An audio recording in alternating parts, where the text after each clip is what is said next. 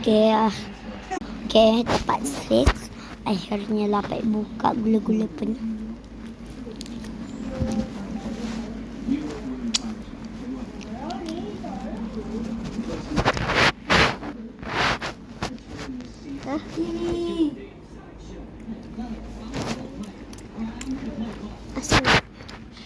Asam.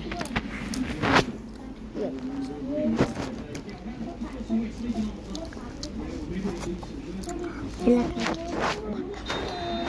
Hah?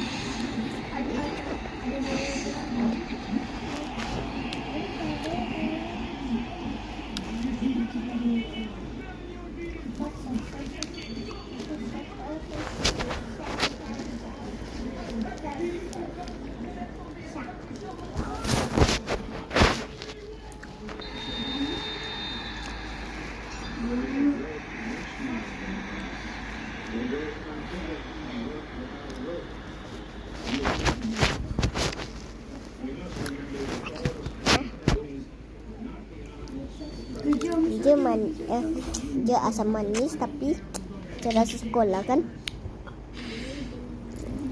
Esok aku dah post video sampai hari Jumaat sebab ada sekolah, urusan sekolah. Isnin sampai Jumaat aku tak buat video. Sabtu Ahad je kan?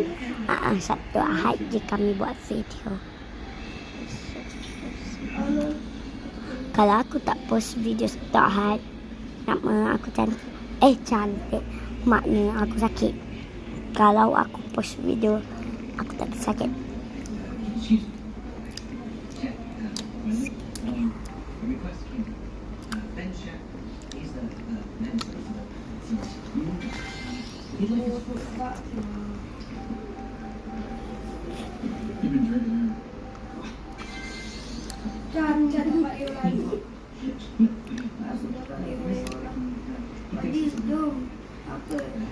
He says it's going to be in every school stage across the country. An example that even the most far-learning consumers.